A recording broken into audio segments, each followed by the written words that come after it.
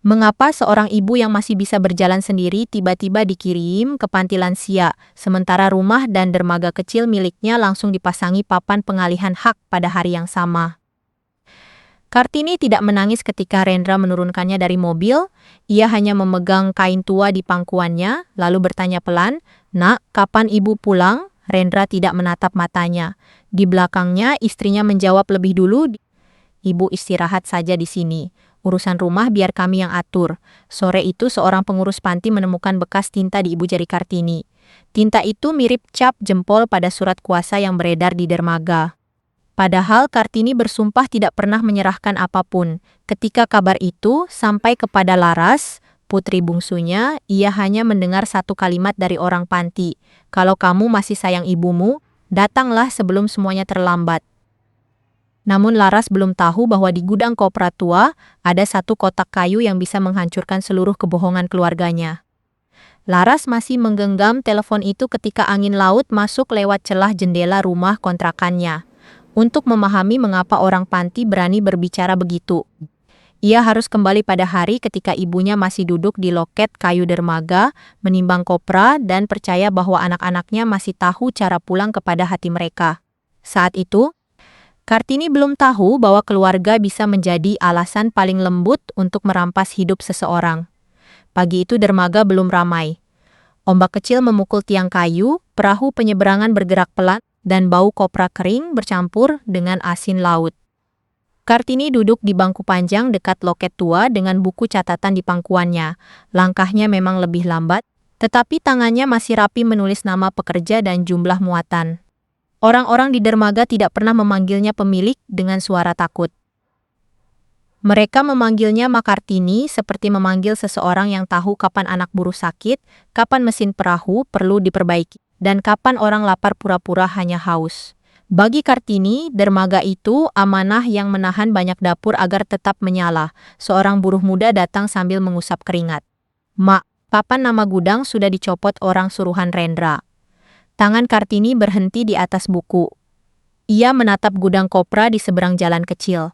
Papan kayu yang dulu dipasang mendiang suaminya kini miring. Separuh hurufnya sudah hilang. Siapa yang menyuruh ganti? Katanya akan dipasang papan baru, Mak. Papan baru belum berarti niat baru yang baik. Buruh itu menunduk, lalu pergi. Kartini tetap menatap gudang. Sejak Rendra menikah dengan Melati, banyak hal di rumah dan dermaga berubah tanpa bertanya kepadanya lebih dulu. Rendra selalu berkata itu untuk masa depan, tetapi Kartini merasa masa depannya sendiri, pelan-pelan dikeluarkan dari rumah. Laras datang membawa rantang. Ia baru selesai mengajar anak-anak membaca di langgar dekat pasar. Melihat wajah ibunya, ia langsung tahu ada yang tidak biasa. "Ibu belum makan? Nanti." Kalau ibu terus bilang nanti, tubuh ibu yang akan marah duluan. Kartini tersenyum kecil, lalu menerima rantang itu. Laras duduk di sampingnya dan memandang papan gudang yang dicopot. "Itu kerjaan Kak Rendra." Kartini mengangguk pelan. Katanya mau dibuat lebih bagus. Papan atau kepemilikannya? Kartini tidak langsung menjawab. Laras merasakan dadanya mengeras. Ia sudah lama melihat kakaknya berubah. Sekarang ia datang dengan mobil bersih, kemeja licin, dan kata-kata yang terdengar seperti milik orang lain. Mobil hitam Rendra berhenti tidak jauh dari loket. Rendra turun lebih dulu, diikuti Melati yang memakai kacamata gelap dan membawa tas kecil. Mereka berjalan menuju Kartini seolah dermaga itu kantor pribadi mereka. Rendra mencium tangan ibunya cepat. "Bu, nanti malam kita bicara di rumah, ada hal penting soal usaha." Kartini membuka rantang, "Bicaralah sekarang kalau memang baik. Di sini terlalu ramai." Laras menatap kakaknya. "Kalau soal dermaga, orang-orang di sini juga akan terkena akibatnya." Rendra tersenyum tipis. "Kamu selalu membawa perasaan. Ini urusan perbaikan, bukan drama keluarga." Melati melepas kacamatanya.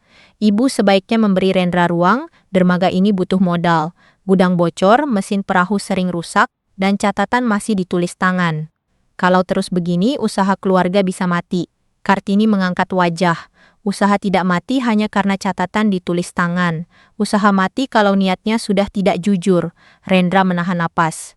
"Ibu menuduh saya?" Ibu bertanya kepada hati ibu sendiri. Suasana menjadi kaku. Beberapa pekerja pura-pura sibuk mengangkat karung tetapi telinga mereka jelas mendengar. Rendra melirik sekeliling lalu melembutkan suara. Bu, saya hanya ingin ibu istirahat.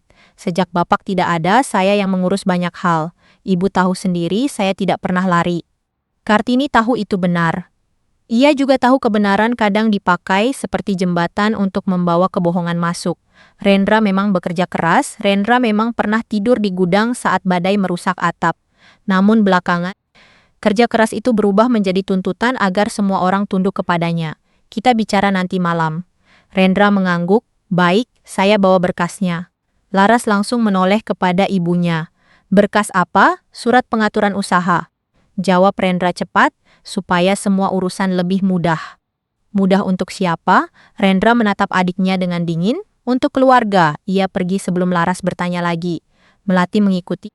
Tetapi senyumnya tertinggal sebentar di wajah Laras, senyum halus yang membuat orang merasa bersalah karena curiga. Setelah mereka menjauh, Laras merendahkan suara. Ibu jangan tanda tangan apapun. Kartini mengaduk nasi di rantang tanpa selera. Ibumu ini sudah tua ras tapi belum hilang akal. Saya tidak takut ibu hilang akal, saya takut ibu terlalu sayang. Sendok Kartini berhenti. Kalimat itu menyentuh tempat yang selama ini ia tutup rapat. Ia menatap Rendra dari kejauhan. Anak itu sedang berbicara dengan dua orang asing di dekat gudang. Tangannya menunjuk ke arah lahan tambatan. Kadang orang paling sulit ditegur justru orang yang dulu kita selamatkan. Laras mengerutkan kening, apa maksud ibu? Kartini menggeleng. Tidak semua kalimat orang tua perlu dikejar sampai ujung. Laras tidak puas, tetapi ia diam. Ia tahu ibunya menyimpan sesuatu tentang Rendra. Setiap kali nama kakaknya disebut, wajah Kartini seperti dilintasi bayangan yang datang dari masa sebelum Laras mengerti dunia. Menjelang siang, Rendra mengumpulkan beberapa pekerja di depan gudang.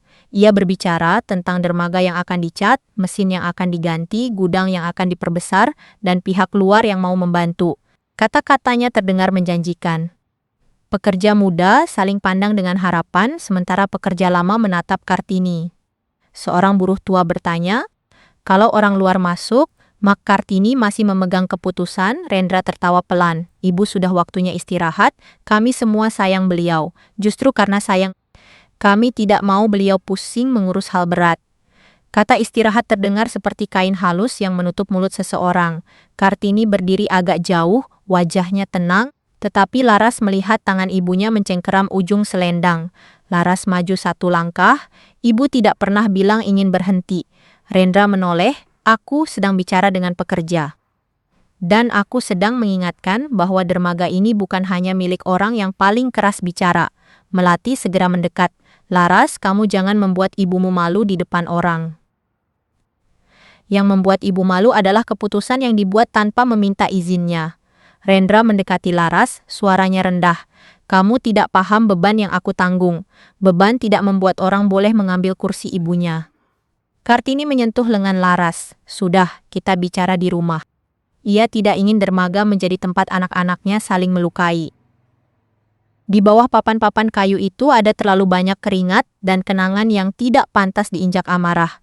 Sore itu Kartini pulang lebih cepat. Laras berjalan di sampingnya sambil membawa buku catatan muatan. Rumah panggung mereka berdiri tidak jauh dari pasar lama. Di bawah tangga masih tergantung jaring tua milik Prakoso, suami Kartini yang sudah lama meninggal. Kartini berhenti memandang jaring itu. Dulu Prakoso memperbaiki simpulnya sambil menggendong Rendra kecil. Dulu rumah itu tampak penuh, meski sebenarnya menyimpan retak yang tidak pernah dibicarakan. Ibu capek? Tidak. Ibu hanya ingat terlalu banyak.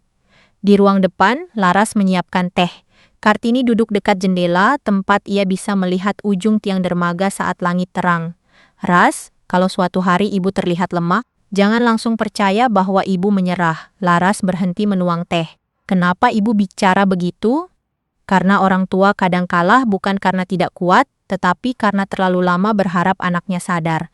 Ibu takut kepada Kak Rendra? Kartini menatapnya. Ibu tidak takut kepada anak sendiri, tapi ibu takut kehilangan dia. Kartini memalingkan wajah ke jendela. Ia teringat bayi merah yang dulu datang ke rumahnya dengan tangis kecil dan rahasia besar yang menghancurkan dadanya. Ia pernah ingin menolak, tetapi bayi itu menggenggam jarinya. Sejak hari itu, ia memilih menjadi ibu meski hatinya harus belajar berdarah tanpa suara.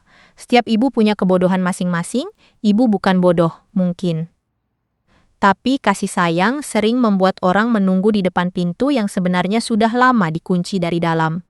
Sebelum Laras menjawab, mobil Rendra berhenti di depan rumah. Langkah kaki naik ke tangga. Rendra masuk dengan wajah tenang, diikuti Melati yang membawa map coklat. Malam belum turun penuh, tetapi ruang depan terasa sempit begitu map itu diletakkan di meja. Bu, saya tidak mau memperpanjang masalah. Orang yang akan membantu, kita butuh kepastian bahwa saya punya kuasa untuk mengurus usaha. Kartini menatap map itu. Kuasa seperti apa? Kuasa pengelolaan, biar perbaikan bisa jalan cepat. Ibu tidak perlu repot tanda tangan berkali-kali. Laras maju. Boleh saya baca? Rendra menoleh tajam. Ini pembicaraan saya dengan ibu. Saya anak ibu, aku juga. Kata itu jatuh di antara mereka seperti batu. Kartini memandang Rendra lama, lalu berkata pelan, biarkan Laras baca. Melati membuka mop dengan gerakan rapi. Beberapa lembar kertas diletakkan di meja, Laras membungkuk. Namun satu baris membuat tengkuknya dingin. Di sini tertulis kuasa untuk mengelola, menjaminkan, bekerja sama dan mengalihkan hak usaha. Kartini mengangkat wajah. Mengalihkan? Rendra mengambil kertas itu dari tangan Laras. Itu bahasa umum dalam dokumen. Kalau umum, hapus saja, kata Laras. Jangan sok mengerti. Saya mengerti kalau ibu bisa kehilangan haknya. Rendra berdiri, kursinya berderit. Kamu selalu menghalangi. Apa yang sudah kamu lakukan untuk dermaga selain membawa rantang dan bicara seolah paling benar? Wajah Laras memucat, tetapi ia tidak mundur. Saya tidak menyuruh ibu menyerahkan hidupnya. Kartini mengetuk meja pelan. Duduk, Rendra. Rendra menahan marah, lalu duduk lagi. Melati segera mengambil alih dengan suara lembut. Bu, kami hanya khawatir. Belakangan ibu sering lupa. Kemarin ibu mencari kunci gudang padahal ada di saku. Kalau dokumen satu persatu harus menunggu ibu, semuanya lambat. Kartini menatap menantunya. Orang muda juga bisa lupa meletakkan hati nurani. Senyum Melati membeku. Laras melihat tangan perempuan itu mengepal di atas tas. Rendra menurunkan suara. Bu, jangan dibuat buruk. Kalau ibu tanda tangan, saya bisa bayar perbaikan mesin, memperbaiki atap gudang, dan berunding dengan pemodal. Kalau tidak, dermaga ini akan tetap bocor, lambat, lalu mati. Yang mati bukan dermaga kalau ibu menolak. Yang mati hanya rencanamu yang terburu-buru. Rencana ini untuk keluarga. Kalau untuk keluarga, kenapa sejak awal ibu tidak diajak bicara? Rendra tidak langsung menjawab. Kartini merasakan sesuatu di dadanya patah sedikit. Ia melihat anak yang dibesarkannya sedang belajar menyingkirkan ibunya dengan kata-kata manis. Bu, saya capek dianggap serakah. Saya kerja dari pagi sampai malam. Saya yang menghadapi pekerja, mesin rusak, orang izin dan utang. Sementara ibu masih mau mengatur semuanya dari kursi tua di loket. Kartini tersenyum sedih. Kursi tua itu pernah menidurkanmu saat kamu kecil? Rendra terdiam. Di kursi itu bapakmu menghitung uang receh untuk membeli susumu. Di kursi itu Laras belajar menulis namanya. Kalau sekarang kamu melihatnya hanya sebagai kayu lapuk, mungkin bukan kursinya yang perlu diganti. Melati cepat menyela, Bu, jangan bawa perasaan lama. Dunia usaha tidak bisa menunggu kenangan. Kartini mengambil map itu, menutupnya, lalu mendorongnya kembali ke arah Rendra. Ibu tidak tanda tangan malam ini, Bu. Tidak malam ini, tidak besok pagi. Tidak sebelum ibu membaca semuanya dengan tenang dan bicara dengan orang-orang lama yang tahu asal-usul dermaga ini. Wajah Rendra mengeras. Jadi ibu lebih percaya pekerja daripada anak sendiri, ibu percaya kepada kebenaran. Kalau kamu berdiri di sana, ibu percaya kepadamu. Kalau tidak, jangan paksa ibu memejamkan mata. Rendra memasukkan kembali kertas ke dalam map. Gerakannya terlalu rapi untuk orang yang marah. Ia berdiri, mencium tangan Kartini, lalu berkata dengan nada yang dibuat sabar. Baik, Bu. Saya tidak mau membuat ibu sakit. Jangan pakai sakit ibu sebagai jalan pintas. Rendra tidak menjawab. Melati berjalan ke pintu, lalu menoleh kepada Laras. Kamu puas sekarang? Saya belum puas sampai ibu aman. Melati tersenyum kecil, hati-hati. Orang yang terlalu curiga bisa menghancurkan keluarganya sendiri. Pintu tertutup. Suara langkah mereka menuruni tangga terdengar pelan. Laras menatap ibunya yang masih duduk tegak, tetapi wajah Kartini tampak lebih tua daripada pagi tadi. Ibu harus menyimpan dokumen lama di tempat aman. Semuanya sudah ada di tempatnya. Di mana? Kartini menggeleng. Belum waktunya, Ras. Ibu masih menyimpan rahasia dari saya. Kartini memejamkan mata sebentar. Ibu menyimpan luka. Tidak semua luka bisa dibuka hanya karena malam sedang ribut. Laras ingin bertanya lagi, tetapi ia menahan diri. Ia membantu ibunya masuk kamar, lalu turun ke dapur untuk mencuci cangkir. Saat itulah, ia menyadari mobil Rendra belum pergi. Dari jendela kecil, ia melihat kakaknya berdiri di bawah pohon pandan bersama Melati. Dia tidak akan tanda tangan kalau Laras terus ada di dekatnya. Itu suara Melati. Rendra menjawab rendah, "Aku tahu. Orang modal itu tidak suka menunggu. Aku bilang aku tahu. Lalu apa rencanamu?" Malah menjadi terlalu sunyi. Laras memegang cangkir basah dengan jari gemetar. Suara Rendra terdengar lagi, pelan tetapi jelas. "Ibu tidak akan bisa menolak selamanya." Kalimat itu menempel di telinga Laras sampai air cucian di tangannya terasa dingin. Ia tidak membuka jendela lebih lebar, tetapi ia tetap berdiri di dapur, menahan napas sampai mobil Rendra benar-benar menjauh dari halaman. Ketika rumah kembali sunyi, ia baru sadar cangkir di tangannya hampir jatuh. Di kamar, Kartini belum tidur. Ia duduk di tepi ranjang dengan kain lusuh di pangkuan. Wajahnya tampak letih, tetapi matanya masih bening, seolah semua luka yang datang malam itu belum sanggup memadamkan kekuatannya. "Kamu dengar sesuatu?" Laras duduk di dekat pintu. Mereka masih membicarakan surat itu. Kartini mengangguk pelan. Rendra sejak kecil, kalau menginginkan sesuatu tidak pernah berhenti di pintu pertama. Ibu tahu itu, tapi ibu tetap membiarkan dia datang membawa map ke meja. Ibu membiarkan dia bicara, bukan membiarkan dia mengambil.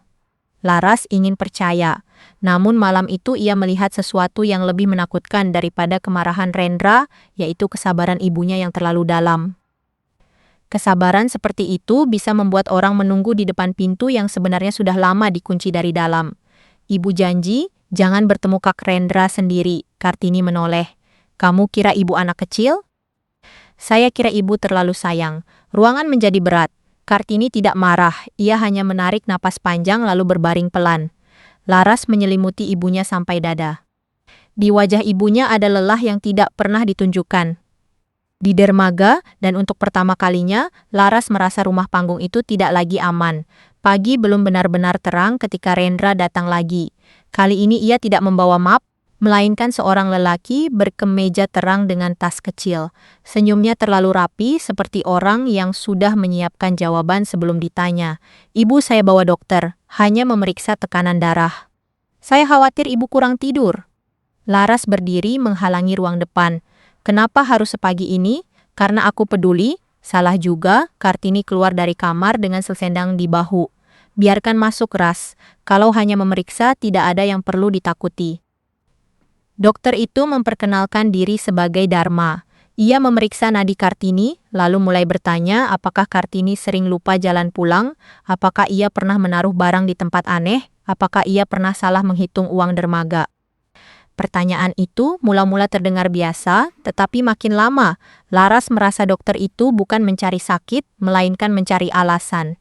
Kartini menjawab dengan tenang, "Saya lupa menaruh kunci kemarin karena kuncinya dipindahkan orang." Rendra tertawa kecil. "Ibu memang suka begitu. Kadang merasa barang dipindahkan padahal lupa sendiri." Kartini menatap anaknya. "Kalau kamu tahu ibu lupa, mengapa kamu tidak membantu mencari? Bukan menjadikan lupa ibu bahan tertawaan?" Dokter Dharma mencatat sesuatu. Laras mencoba melihat, tetapi Rendra bergeser menutupi pandangannya. "Ibu masih memegang uang dermaga, dokter," kata Rendra. "Kami hanya takut beliau terlalu lelah. Kalau ada salah hitung, kasihan pekerja." Laras memotong. "Dokter, apakah pemeriksaan seperti ini ada hubungannya dengan surat kuasa?" Dokter Dharma tersenyum samar. "Saya hanya memberi catatan kondisi umum. Keluarga boleh memakainya untuk mengambil keputusan perawatan." "Perawatan atau pengambil alihan?" Rendra menoleh tajam. "Kamu membuat semua hal jadi tuduhan." Sebelum suasana pecah, Dokter Dharma memberi beberapa tablet kecil dalam plastik bening. Katanya obat itu hanya untuk membantu Kartini tidur jika tubuhnya tegang. Kartini menerimanya, tetapi Laras segera mengambil plastik itu. Saya yang simpan. Rendra tertawa pelan. Kamu benar-benar menganggap aku akan mencelakai ibu. Laras menatapnya tanpa berkedip. Aku menganggap ibu harus dijaga dari semua kemungkinan. Sejak hari itu kata lupa mulai berjalan lebih cepat daripada angin. Di warung dekat pasar, orang berkata Kartini pernah salah memanggil nama pekerja. Di loket dermaga, seseorang berbisik bahwa Mak Kartini menaruh uang di bawah tikar karena takut dicuri. Di depan gudang, pegawai baru Rendra menyebut Kartini sudah terlalu tua untuk memegang buku muatan. Setiap kabar kecil punya kaki panjang.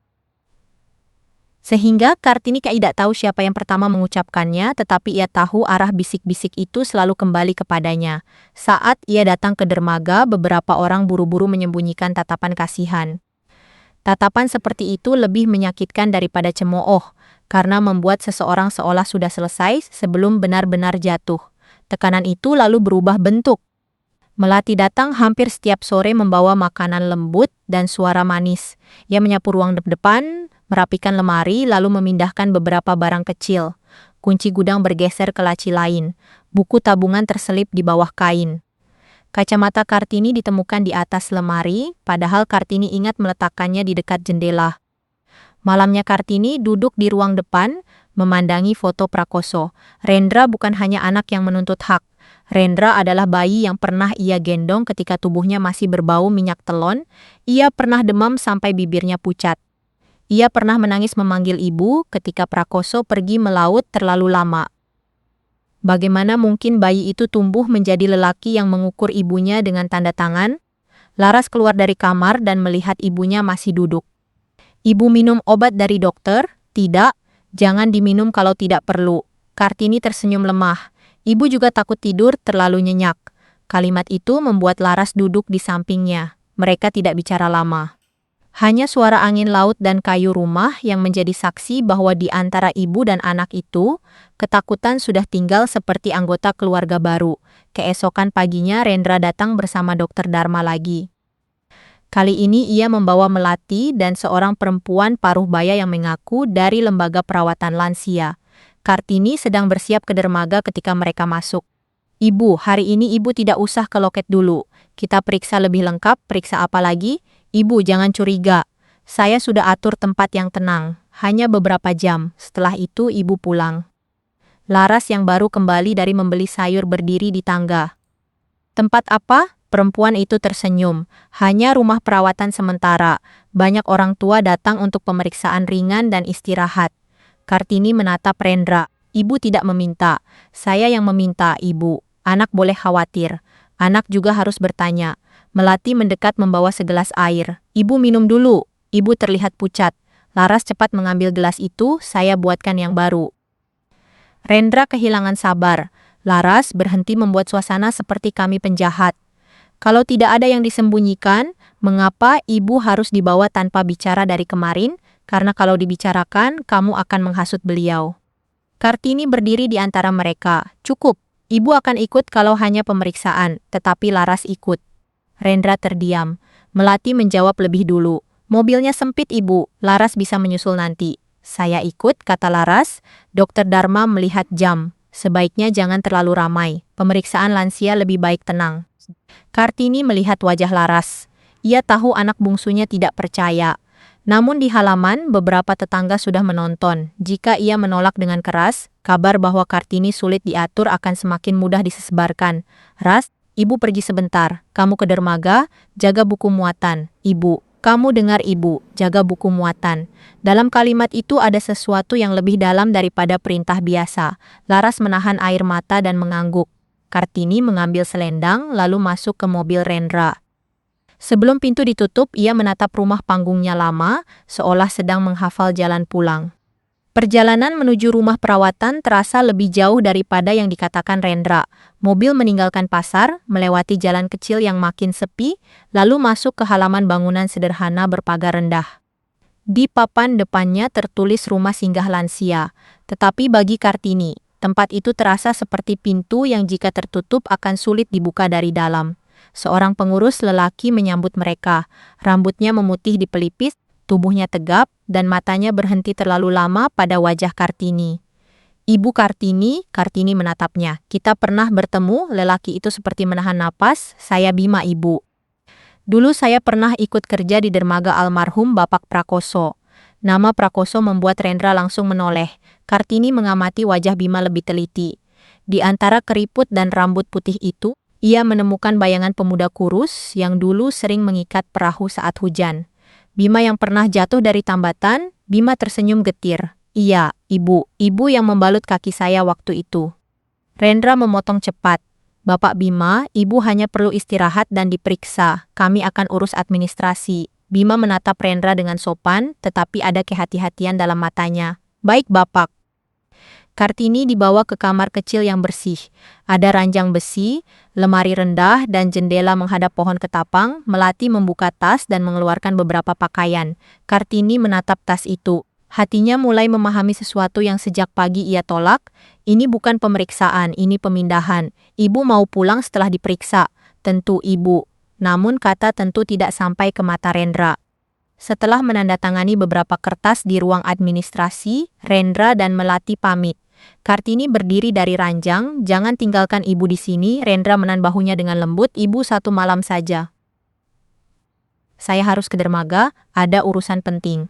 Urusan apa? Perbaikan yang ibu tolak terus. Kartini menatap Rendra. Ruang untuk apa, nak? Rendra tidak menjawab. Ia mencium tangan ibunya, lalu berjalan keluar. Kartini mengikutinya sampai pintu kamar, tetapi Bima berdiri di lorong dengan wajah serba salah. Ibu, sebaiknya ibu duduk dulu. Kartini memandang pintu depan yang tertutup setelah Rendra pergi. Suara mobil menjauh. Di dadanya ada ruang kosong yang tiba-tiba terlalu besar. Bima, mereka akan menjemput saya kan? Bima tidak langsung menjawab. Ia hanya menunduk, saya akan pastikan ibu bisa menghubungi keluarga. Saya punya anak perempuan, Laras. Nomornya ibu hafal. Kartini membuka mulut, lalu berhenti.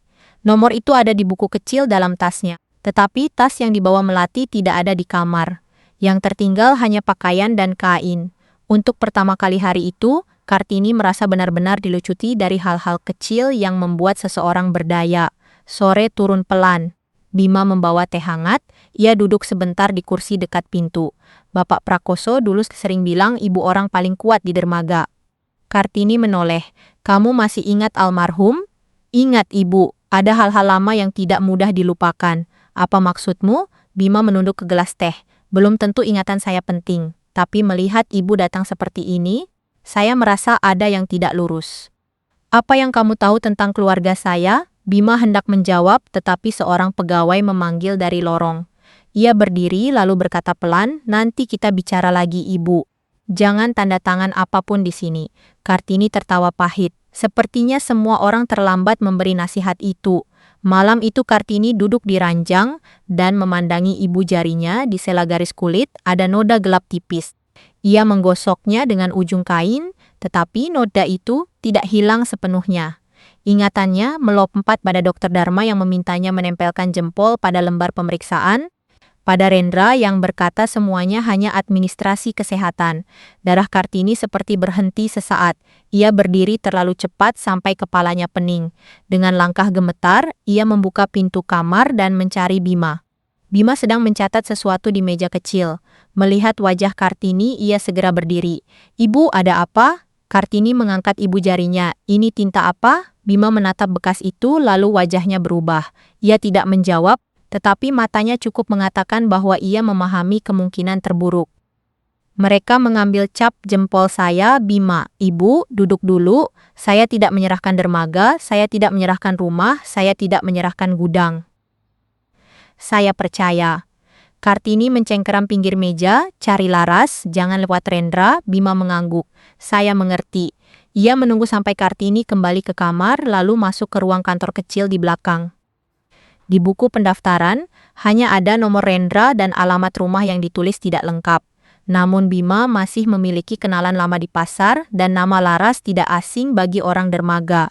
Setelah beberapa kali mencoba, ia mendapat nomor dari seorang penjual ikan. Bima memastikan lorong kosong, lalu menekan panggilan.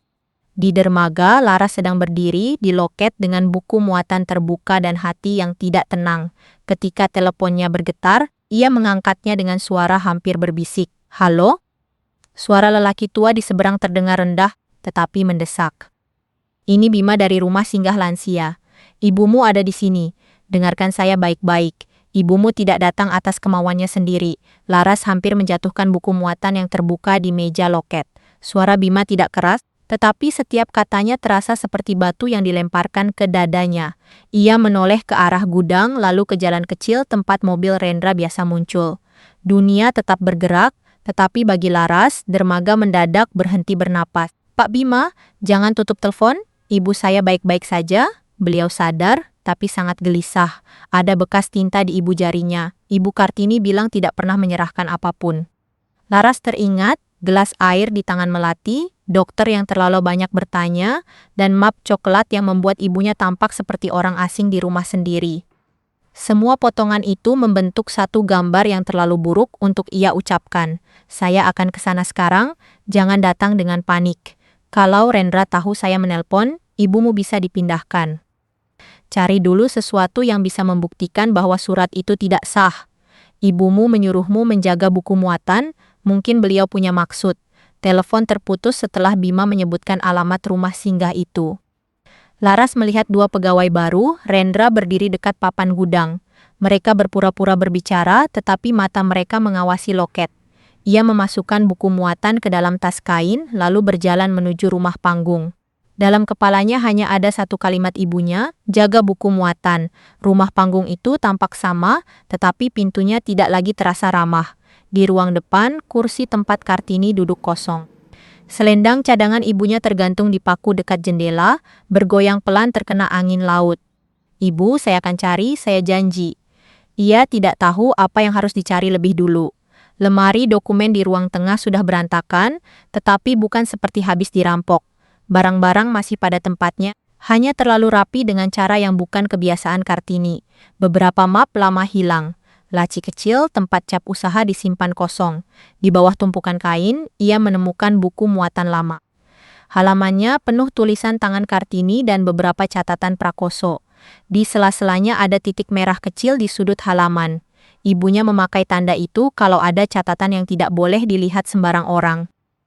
Laras membuka halaman bertanda itu. Di sana tertulis beberapa nama pekerja lama dan satu kalimat pendek dalam tulisan Prakoso. Kunci kayu bukan di rumah, tetapi di tangan orang yang pernah dipercaya menjaga pintu belakang. Laras membaca kalimat itu berulang kali, tetapi ia tidak mengerti. Pintu belakang apa? Kunci kayu apa? Orang yang dipercaya siapa? Suara langkah di tangga membuatnya cepat menutup kuku.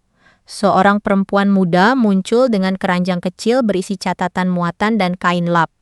Laras mengenalnya sebagai Salma, pencatat muatan yang sering terlihat di gudang.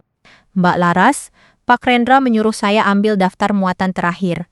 Laras tidak bergerak.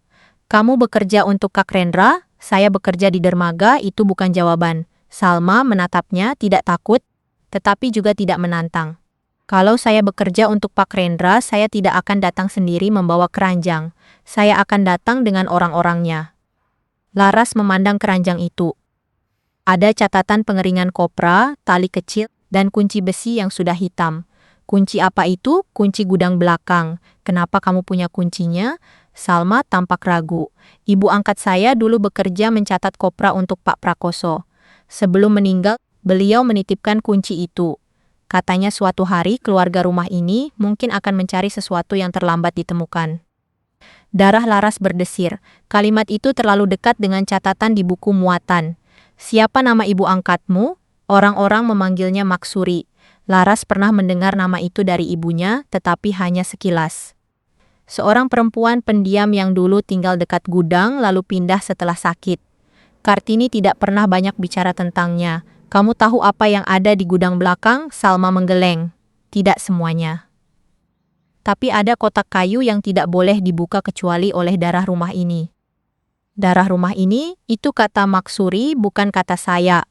Kecurigaan Laras belum hilang, Rendra bisa saja mengirim Salma untuk memancingnya.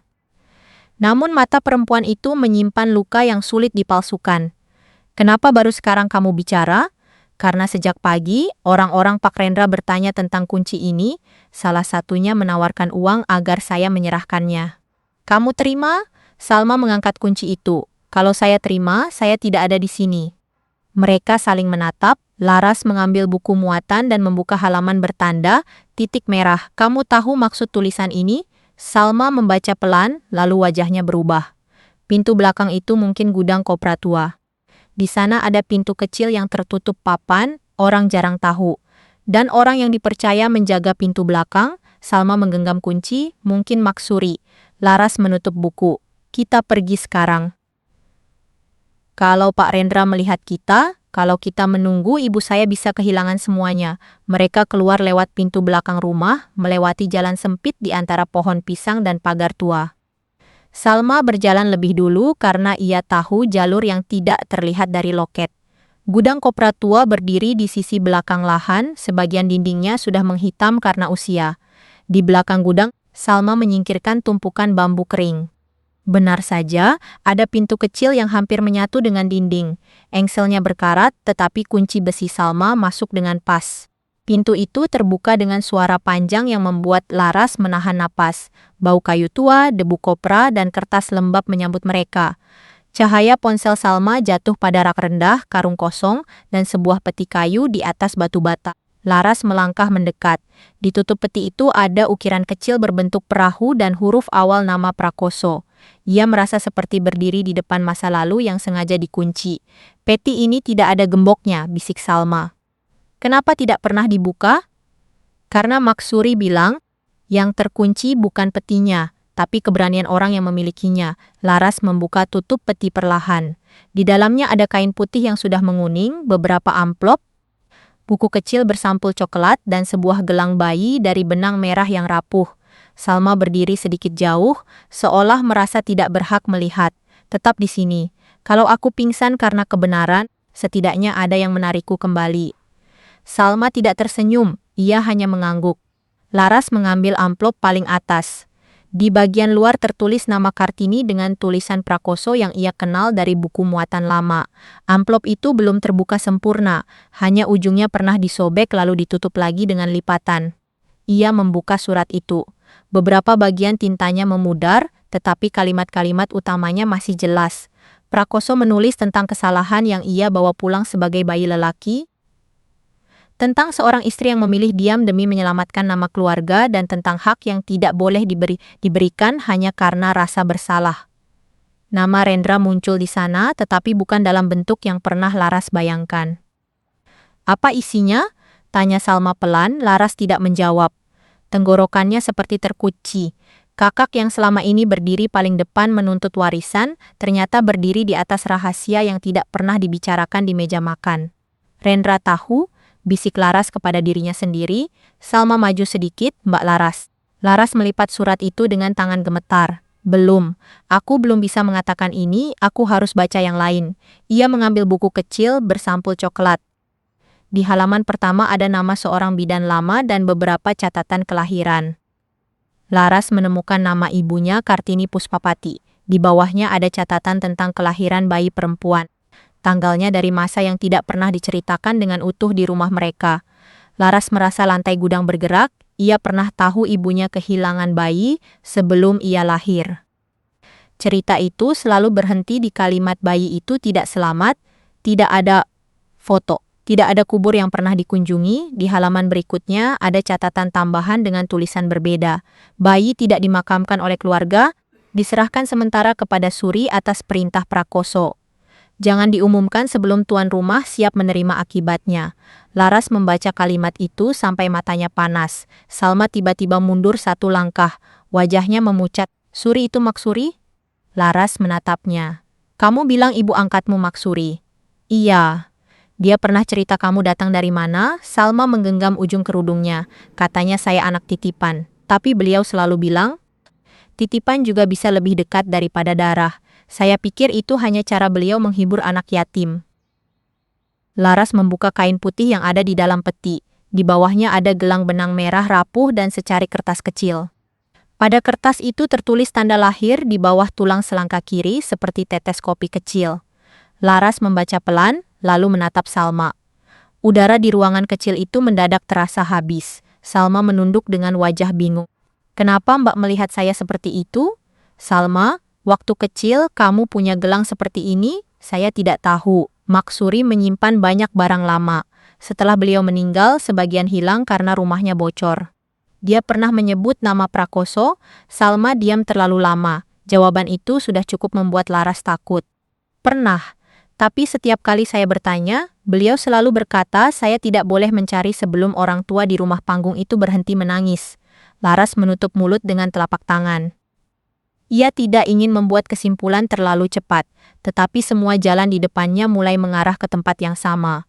Rendra, surat kuasa, bekas tinta di ibu jari Kartini, peti kayu, Maksuri, dan Salma yang berdiri di gudang dengan kunci warisan. Suara motor berhenti di sisi depan gudang. Laras dan Salma saling menatap.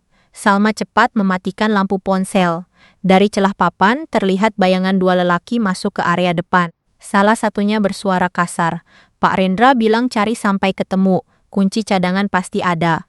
Laras masukkan surat, buku bidan, dan kertas kecil ke dalam tas kain. Ia tidak sempat mengambil semua isi peti. Salma menutup peti dengan sangat pelan, lalu menarik Laras ke balik karung kosong. Pintu depan gudang dibuka paksa. Dua lelaki mengacak rak dan meja tua. Untuk apa sih peti tua itu? Jangan banyak tanya. Katanya ada surat yang bisa bikin urusan Pak Rendra kacau. Laras mencengkeram tasnya. Jadi Rendra tahu ada sesuatu. Salah satu lelaki mendekati dinding belakang. Salma mengambil sepotong kayu kecil dan melemparkannya ke sisi lain ruangan. Bunyi jatuhnya membuat kedua lelaki itu menoleh. Apa itu? Mungkin tikus. Mereka bergerak ke arah suara. Salma menarik Laras keluar lewat pintu kecil dengan gerakan cepat. Mereka menutupnya tanpa suara, lalu berlari membungkuk di balik semak dan tumpukan bambu. Laras baru berhenti ketika mereka sudah sampai di belakang rumah kosong dekat pasar lama. Napasnya tersengal, tas kainnya dipeluk erat seperti nyawa. Salma bersandar pada dinding. Mbak harus sembunyikan itu. Aku harus menemui ibu. Jangan sekarang. Mereka pasti mengawasi rumah singgah setelah tahu peti itu tidak ada. Laras menatap Salma. Kamu terlalu banyak tahu untuk orang yang katanya hanya pencatat muatan. Salma tampak tersakiti, tetapi ia tidak membalas keras. Saya juga baru tahu hidup saya mungkin bukan seperti yang saya pikirkan. Kalimat itu membuat Laras terdiam. Di wajah Salma ada ketakutan yang sama dengan miliknya, hanya datang dari arah berbeda. Maaf. Salma mengangguk pelan. Saya tidak butuh maaf sekarang. Saya butuh tahu apakah Maksuri berbohong seumur hidup saya. Belum tentu berbohong. Mungkin ia juga melindungi. Melindungi dari siapa? Laras tidak bisa menjawab. Nama Prakoso duduk di tenggorokannya seperti duri. Mereka bersembunyi di rumah kosong itu sampai sore turun. Laras menghubungi Bima dari nomor lain milik penjual warung yang ia percaya. Ia tidak menyebut isi peti, hanya berkata ia menemukan dokumen yang mungkin penting. Bima menyuruhnya berhati-hati dan mengatakan bahwa Kartini terus meminta pulang tetapi Rendra belum kembali menjemput. Ibumu kuat, tapi hatinya terpukul. Jangan datang sendiri malam ini kalau belum aman. Pak Bima, apakah ibu pernah menyebut Maksuri? Di seberang sana, Bima terdiam lama. Pernah. Dulu nama itu membuat Pak Prakoso sangat gelisah. Kalau kamu menemukan sesuatu dari Maksuri, simpan baik-baik. Jangan biarkan Rendra melihat. Telepon berakhir. Laras menatap langit yang mulai gelap. Salma duduk di lantai, menatap gelang benang merah yang tadi sempat terbawa bersama kertas kecil. Tangannya tidak menyentuh gelang itu, seolah benda rapuh tersebut bisa membakar kulitnya. Aku harus bertanya satu hal, kata Laras. Salma mengangkat wajah. Di catatan ini tertulis tanda lahir di bawah tulang selangka kiri, seperti tetes kopi kecil. Wajah Salma berubah sangat pelan. Ia tidak kaget seperti orang yang mendengar kebetulan, ia kaget seperti orang yang selama ini menyembunyikan sesuatu dari dirinya sendiri. Jari-jarinya naik ke kerah bajunya, lalu berhenti. Maksuri selalu melarang saya memakai baju yang terlalu terbuka. Katanya perempuan harus menjaga diri. Laras menahan napas. Salma berdiri dengan lutut gemetar. Ia membelakangi jendela, lalu membuka sedikit kerah bagian kirinya hanya cukup untuk menunjukkan kulit di bawah tulang selangka. Di sana, di tempat yang sama seperti catatan bidan tua itu, ada tanda kecil berwarna coklat gelap, bentuknya menyerupai tetes kopi yang jatuh dan mengering di kulit. Laras tidak mampu berkata apapun, suara azan dari kejauhan terdengar lembut, tetapi di ruang kosong itu, masa lalu seperti baru saja membuka matanya. Laras seperti lupa cara bernapas. Ia menatap tanda kecil di kulit Salma sampai matanya panas. Sesuatu yang selama ini terkubur di rumah panggung di gudang Kupra dan di dada ibunya, kini berdiri di hadapannya sebagai perempuan muda sebagai perempuan pemuda yang menggigil sambil memegang kerah bajunya. Salma menutup kembali kerahnya. Kalau ini benar, kenapa Maksuri tidak pernah membawa saya ke rumah panggung itu? Kenapa saya dibiarkan melihat Mak Kartini dari jauh seperti orang biasa? Pertanyaan itu menghantam Laras juga. Ia mengingat ibunya yang sering membawa makanan lebih ke dermaga, lalu memberikan sebagian kepada Salma saat gadis itu masih remaja. Kartini selalu berkata anak pekerja juga harus diberi makan baik. Laras dulu mengira itu hanya kemurahan hati, kini kenangan itu berubah menjadi pisau yang membuka kulit. Kita harus bertemu ibu. Bagaimana kalau ibu Kartini menolak saya? Ibuku mungkin hancur, tapi dia bukan orang yang menolak anak yang terluka. Salma menunduk, saya takut berharap, saya juga. Mereka menunggu sampai jalan pasar lebih sepi. Laras menyembunyikan surat prakoso dan catatan bidan di balik lapisan kain dalam tasnya. Gelang benang merah ia masukkan ke saku kecil. Salma berjalan di sampingnya dengan wajah kosong, seperti tubuh yang bergerak lebih dulu sementara pikirannya masih tertinggal di gudang tua. Menjelang malam, mereka tidak langsung menuju rumah singgah lansia. Laras tahu Rendra mungkin sudah menyuruh orang mengawasi jalan utama. Mereka meminjam motor tua milik penjual ikan yang dulu dekat dengan Kartini, lalu mengambil jalan belakang melewati kebun kelapa dan pematang sempit. Di halaman rumah singgah, lampu kuning menyala redup. Bima menunggu dekat pagar samping. Ketika melihat Laras, ia segera membuka pintu kecil. Masuk cepat, jangan lewat depan. Laras turun dari motor. Ibu bagaimana? Beliau belum tidur. Sejak sore terus bertanya apakah kamu sudah tahu jalan pulang. Salma berdiri kaku di belakang Laras. Bima menatapnya sebentar, lalu wajahnya berubah. Bukan karena ia sudah tahu, tetapi karena ada sesuatu pada garis wajah Salma yang memanggil ingatan lama. Ini Salma, kata Laras pelan. Dia membantu saya menemukan dokumen. Bima tidak bertanya di halaman. Ia membawa mereka melewati lorong samping yang berbau obat dan sabun lantai. Tempat itu tidak buruk, tetapi bagi Kartini, tempat itu adalah bukti bahwa kasih bisa dipakai sebagai alasan pembuangan. Kartini duduk di tepi ranjang ketika pintu terbuka. Wajahnya langsung hidup melihat Laras. Ia berdiri terlalu cepat, lalu hampir kehilangan keseimbangan. Ibu, Laras memeluknya erat. Kartini tidak menangis, tetapi tubuhnya bergetar. Ia menyentuh rambut Laras, lalu pipinya, seperti memastikan anaknya bukan mimpi. Kamu datang. Saya datang, Bu. Saya tidak akan membiarkan ibu sendirian. Kartini menatap ke belakang Laras. Salma masih berdiri di dekat pintu, kedua tangannya saling menggenggam. Cahaya lampu kamar jatuh ke wajahnya. Selama beberapa detik, Kartini hanya memandang. Lalu warna di wajahnya perlahan berubah, seolah darahnya ditarik oleh masa lalu. Siapa yang kamu bawa, Ras? Bu, ini Salma. Dia pencatat muatan di dermaga. Kartini mengangguk samar. Saya tahu, anak itu sering membantu di gudang. Salma menunduk. Selamat malam, Ibu. Panggilan itu biasa saja, tetapi bagi Kartini bunyinya seperti pintu tua yang berderit terbuka. Ia memegang tiang ranjang, matanya turun ke tangan Salma, ke bahu Salma, lalu ke wajahnya lagi. Ada kemiripan yang terlalu halus untuk disadari oleh orang yang tidak mencari, tetapi terlalu menyakitkan untuk diabaikan oleh seorang ibu. Laras mengeluarkan buku bidan dari tas. Bu, kami menemukan peti kayu di gudang belakang. Kartini memejamkan mata. Jadi akhirnya peti itu terbuka. Ibu tahu petinya ada. Ibu tidak tahu apakah ibu masih punya keberanian membukanya. Laras membuka surat prakoso tetapi tangannya gemetar. Kartini melihat tulisan almarhum suaminya dan langsung menoleh ke jendela, seolah takut huruf-huruf itu bisa membangunkan orang mati. Bu, ada catatan tentang bayi perempuan yang dulu ibu kira meninggal. Kartini tidak bergerak. Udara di kamar terasa berat.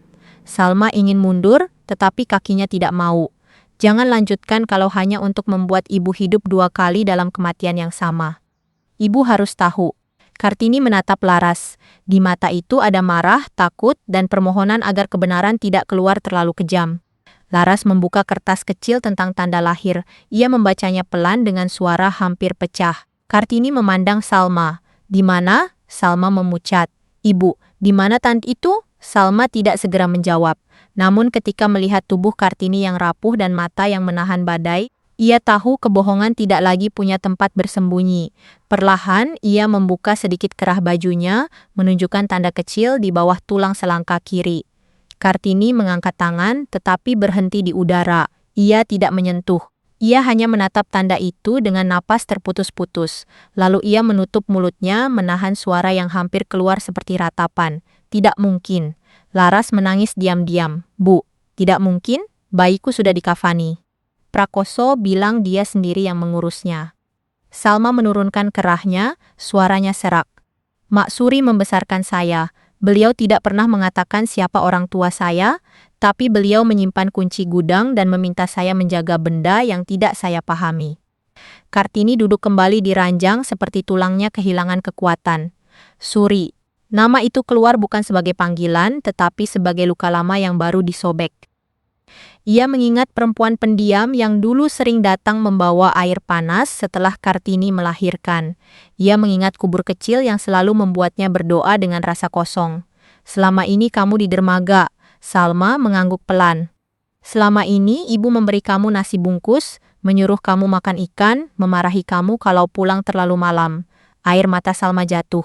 Saya pikir ibu baik kepada semua orang. Kartini tertawa pecah, lalu berubah menjadi tangis yang ditahan. Ibu baik kepada semua orang karena ibu gagal menjaga yang seharusnya paling ibu jaga. Laras berlutut di depan ibunya. Bu, ini bukan salah ibu. Kartini menggeleng keras. Kamu belum tahu semuanya. Laras membeku. Apalagi yang ibu simpan? Kartini memandang pintu seolah takut Rendra tiba-tiba masuk. Rendra datang ke hidup ibu sebelum kamu lahir. Dia bukan datang seperti anak yang direncanakan, dia datang membawa aib ayahmu. Ibu membesarkannya karena bayi tidak pernah memilih dosa orang dewasa. Ibu diam karena tidak ingin ia tumbuh sebagai anak yang dibenci. Salma menutup mulutnya. Laras sudah membaca surat itu, tetapi mendengarnya langsung dari Kartini, membuat luka itu terasa hidup. Apakah Kak Rendra tahu? Kartini menatap lantai. Ibu kira ibu berhasil menyimpan cukup banyak agar dia hanya merasa dicintai. Bima mengetuk pintu pelan dan masuk dengan wajah tegang. Maaf, ibu, ada kabar dari orang pasar. Rendra sedang mengumpulkan beberapa orang di dermaga. Katanya besok pagi akan ada pertemuan dengan calon pemodal. Laras berdiri. Besok pagi? Lebih cepat dari yang kami kira. Orang-orangnya juga mencari peti di gudang. Mereka marah karena tidak menemukan apa yang dicari. Kartini menghapus wajahnya. Kesedihan belum pergi, tetapi sebuah ketegasan tua mulai kembali ke matanya. Berarti dia tahu ada surat, atau setidaknya tahu ada sesuatu yang bisa menghentikannya, kata Bima. Salma menyeka air matanya. Apa yang harus kita lakukan? Kartini memandang Salma lama. Panggilan anak belum sanggup ia ucapkan. Bukan karena menolak tetapi karena kata itu terlalu besar untuk lahir di malam yang penuh pecahan. Kamu aman di sini? Salma menjawab pelan. Saya tidak tahu. Mulai malam ini jangan pulang sendiri. Laras menyimpan kembali dokumen. Saya akan cari saksi lain. Mungkin ada orang yang tahu soal Maksuri. Bima mengangguk. Ada beberapa pekerja lama yang masih hidup. Tapi kita harus bergerak hati-hati. Langkah terburu-buru terdengar dari lorong. Seorang pegawai muda membuka pintu dengan wajah panik. Pak Bima, ada tamu di depan. Katanya keluarga ibu Kartini. Kartini langsung menegakkan tubuh. Laras memegang tasnya erat. Bima memberi isyarat agar Salma tetap di sudut dekat lemari. Namun belum sempat mereka bersiap, suara Rendra sudah terdengar di lorong. Ibu ada di kamar ini kan? Pintu terbuka. Rendra berdiri dengan wajah rapi yang menutupi kemarahan. Melati ada di belakangnya, bibirnya tipis, matanya langsung mencari tas di tangan Laras. Dokter Dharma ikut masuk, membawa map baru. Ras, ternyata kamu di sini. Aku mencarimu. Laras berdiri di depan ibunya. Kakak mencari dokumen atau mencari alasan baru? Rendra tersenyum dingin. Kamu membawa orang luar ke kamar ibu? Matanya jatuh pada Salma. Sekejap saja, tetapi Laras melihat perubahan itu. Rendra mengenali bahaya bukan orang. Ia tahu Salma bukan sekadar pegawai gudang malam itu. Salma, kamu juga di sini. Sejak kapan pencatat muatan ikut urusan keluarga? Salma menunduk, tetapi suaranya tidak runtuh. Sejak orang yang mengurus dermaga mulai mencuri dari orang yang memberi makan dermaga. Melati melangkah maju berani sekali. Kartini mengangkat tangan. Jangan sentuh dia. Kalimat itu membuat Rendra menatap ibunya. Ada sesuatu yang bergerak di matanya, mungkin rasa terkejut, mungkin cemburu yang tidak mau diakui. Bu, saya datang untuk menyelesaikan kekacauan ini. Besok ada pertemuan penting. Ibu hanya perlu mengatakan bahwa surat kuasa itu sah dan semuanya selesai. Kartini tertawa pelan, sangat lelah. Selesai untuk siapa? Untuk keluarga. Jangan kotori kata itu lagi. Rendra menarik napas dalam. Bu, saya tahu ibu kecewa karena Laras menghasut ibu. Tapi ibu juga tahu, saya yang paling banyak berkorban, saya yang mengangkat dermaga setelah bapak meninggal. Saya yang menutup malu keluarga ketika orang bicara macam-macam. Kartini menatapnya tajam. Malu apa yang kamu tutup? Rendra terdiam sedikit terlalu lama. Melati menoleh kepadanya, seolah memperingatkan agar tidak terpancing. Aku tahu cukup banyak, Bu, kata Rendra, akhirnya. Suaranya lebih rendah. Aku tahu aku tidak lahir dari rahim ibu. Aku tahu selama ini ibu merasa harus membayar sesuatu kepadaku. Ruangan seperti pecah tanpa suara. Laras menahan napas. Salma memejamkan mata. Kartini tidak bergerak tetapi wajahnya menjadi sangat pucat. Kamu tahu sejak kapan? Rendra tersenyum getir. Sejak aku cukup besar untuk mendengar orang mabuk di dermaga menyebutku anak kesalahan. Sejak aku sadar ibu selalu memberiku lebih, bukan karena aku paling baik, tapi karena ibu takut aku merasa dibuang. Kartini menggenggam ujung selimut. Dan kamu pakai itu untuk menekan ibu? Aku pakai apa yang memang sudah menjadi hakku. Hak tidak lahir dari luka yang kamu pelintir. Rendra mendekat. Ibu membuatku percaya rumah ini milikku. Dermaga itu milikku.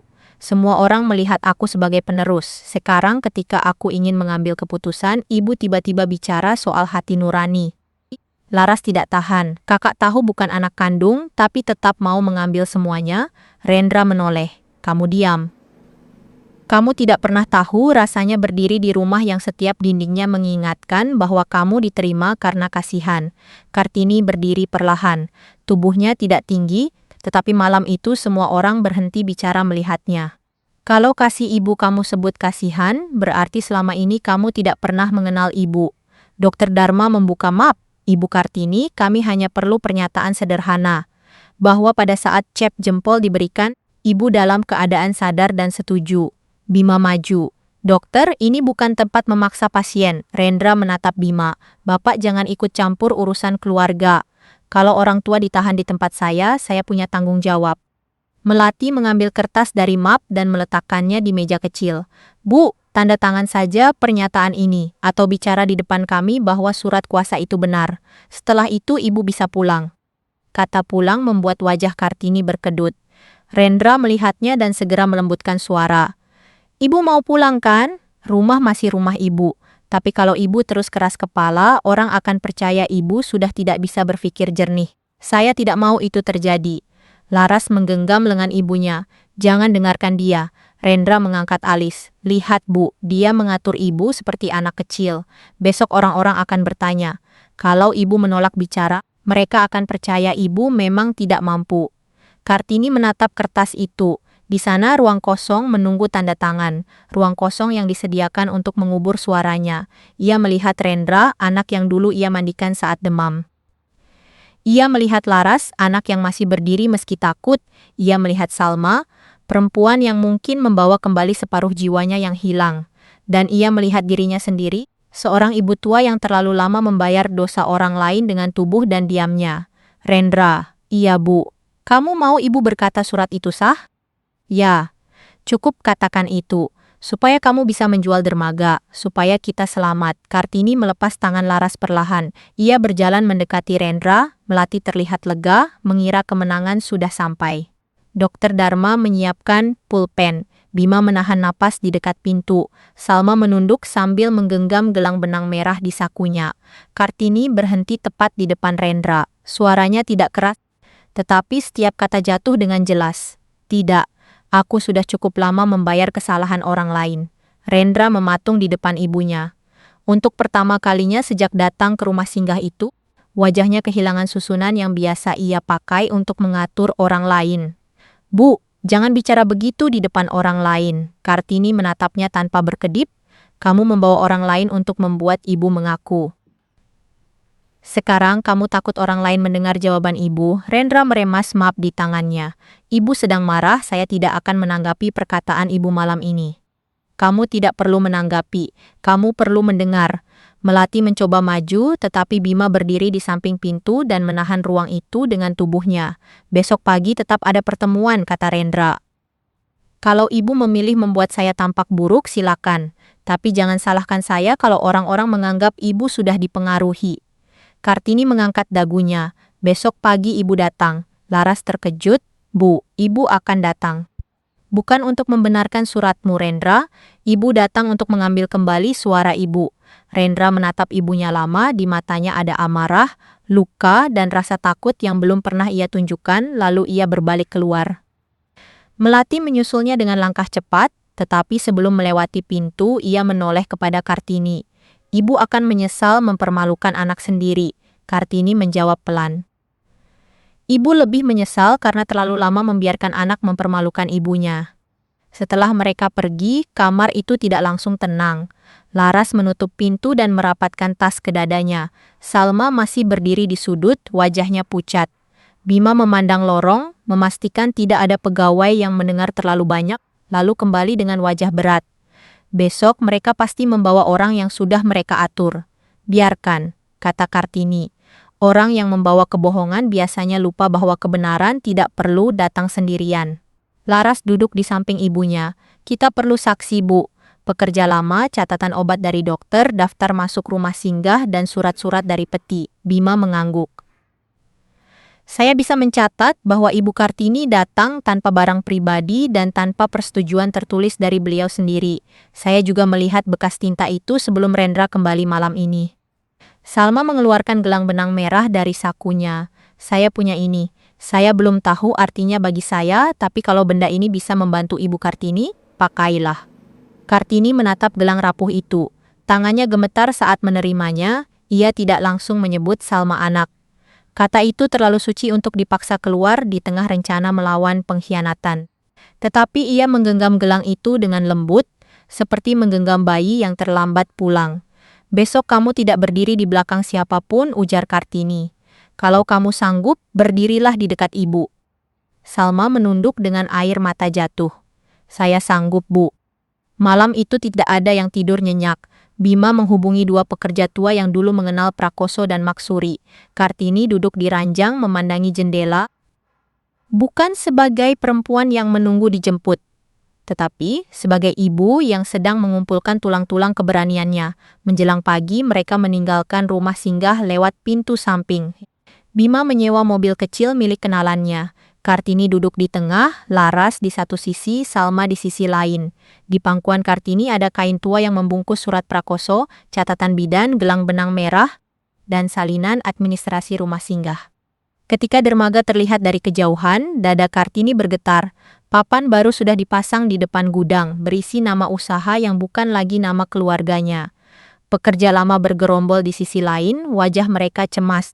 Di balai kecil dekat dermaga, Rendra sudah menunggu bersama Melati, Dr. Dharma, dua calon pemodal, seorang petugas yang biasa mencatat perubahan hak usaha setempat. Beberapa tetua kampung juga hadir karena usaha itu menyangkut banyak pekerja. Ketika Kartini masuk, bisik-bisik langsung berhenti. Rendra berdiri cepat. Ibu seharusnya istirahat. Kartini berjalan pelan tetapi langkahnya lurus. Ibu sudah terlalu lama istirahat dari keberanian. Laras meletakkan tas di meja, Salma berdiri di samping Kartini. Bima mengambil tempat dekat pintu. Petugas itu membuka pertemuan dengan suara hati-hati. Kami di sini hanya memastikan apakah surat kuasa yang dibawa saudara Rendra benar diberikan secara sadar oleh Ibu Kartini. Rendra cepat menjawab, benar, Ibu hanya sedang dipengaruhi adik saya. Sebelumnya beliau setuju, bahkan cap jempol beliau ada di dokumen. Kartini menatap petugas itu. Saya tidak pernah memberi kuasa untuk mengalihkan hak dermaga, gudang kopra, atau tambatan kepada siapapun. Cap jempol itu diambil ketika saya percaya sedang mengurus pemeriksaan kesehatan. Dr. Dharma berdeham. Ibu mungkin salah ingat, saat itu saya menjelaskan administrasi. Laras mengeluarkan plastik kecil berisi sisa tablet dari rumah. Obat ini diberikan kepada ibu sebelum cap jempol itu muncul. Kami ingin tahu mengapa pemeriksaan kesehatan bisa berakhir menjadi surat pengalihan usaha. Dr. Dharma tampak gelisah, itu obat ringan. Tidak ada hubungannya, Bima maju.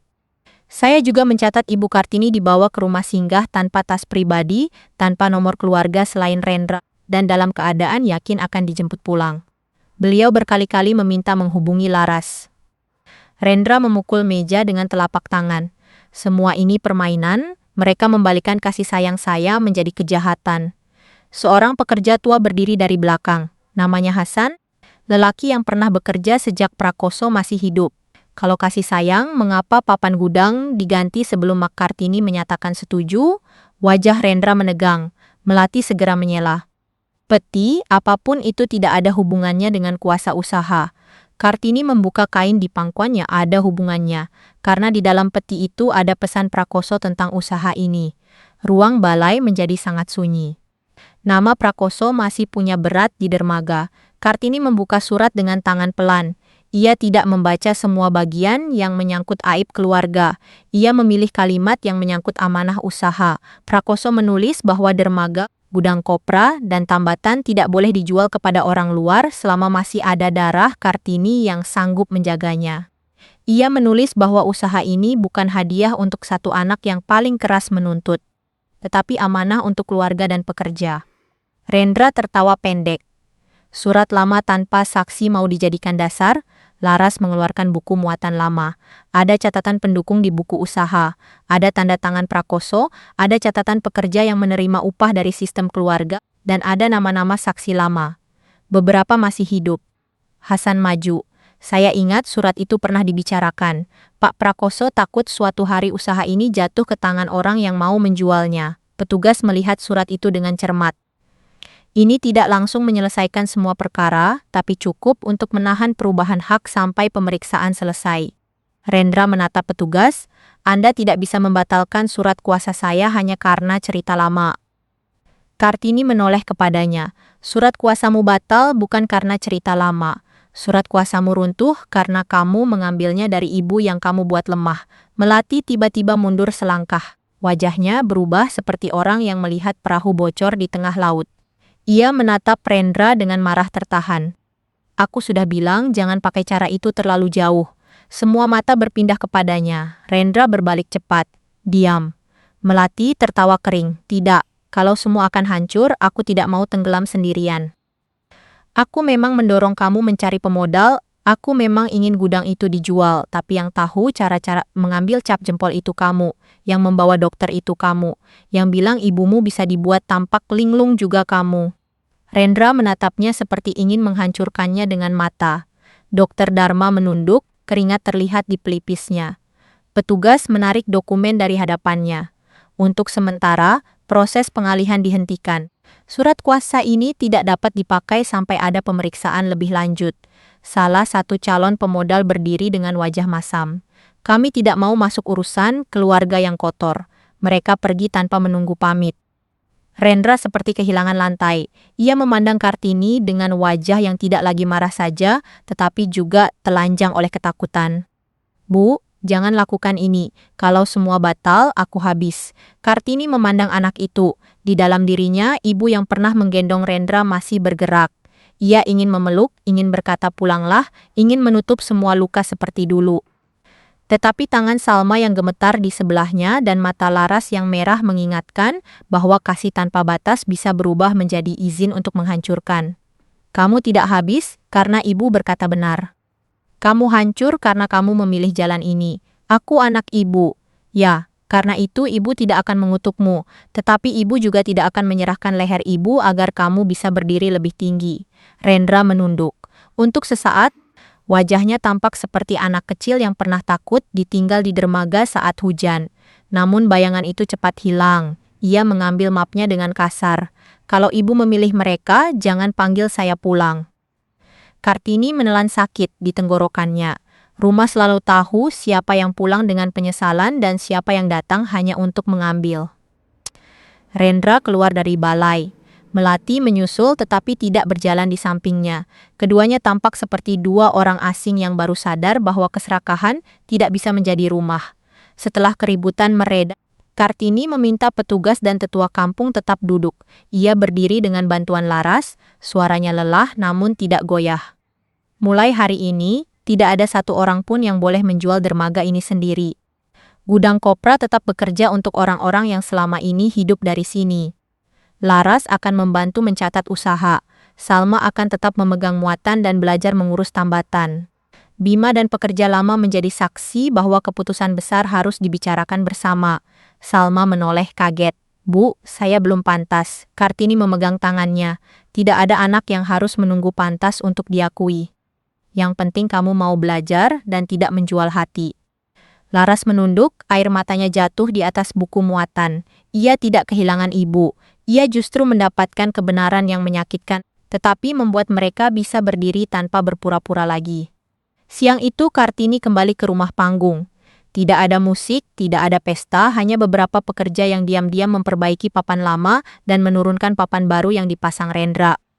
Hasan membawa paku, Bima membawa palu, dan Laras menyapu ruang depan yang sempat terasa asing.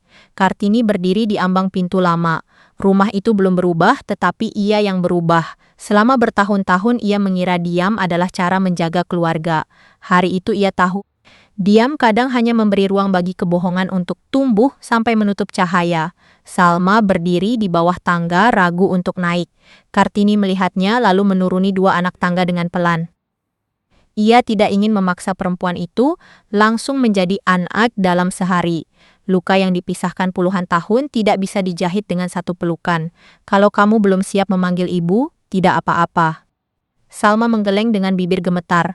Saya yang takut ibu tidak siap melihat saya. Kartini mengulurkan tangan. Seorang ibu bisa terlambat, Salma.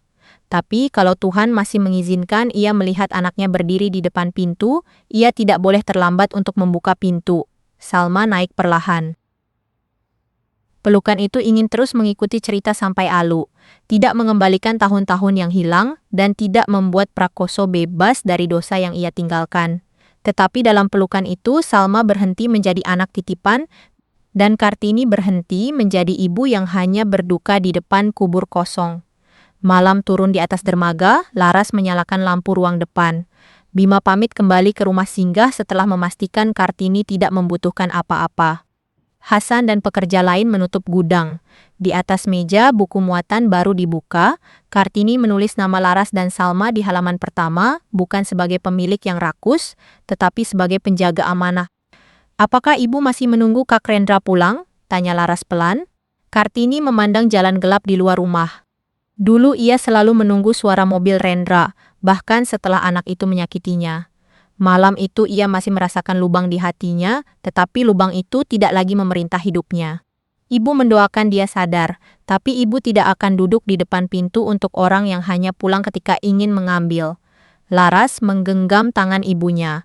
Salma duduk di sisi lain, masih canggung tetapi tidak lagi menjauh. Angin laut masuk lewat jendela, membawa suara perahu yang diikat di tambatan. Dermaga itu tetap tua, gudang itu tetap berbau kopra, dan rumah panggung itu masih menyimpan luka. Namun untuk pertama kalinya setelah bertahun-tahun, Kartini merasa semua yang retak tidak harus dijual, dibuang, atau disembunyikan. Ia menutup buku muatan, lalu menatap 2 perempuan di sampingnya. Besok kita mulai lagi. Bukan dari kebohongan, tapi dari yang masih bisa kita jaga. Di luar, papan lama keluarga kembali berdiri di depan gudang, sedikit miring, penuh bekas paku, tetapi tetap terbaca. Kartini tidak lagi menjadi ibu yang menunggu belas kasihan anaknya. Ia kembali menjadi penjaga dermaga, penjaga rumah, dan penjaga kebenaran yang akhirnya berani pulang.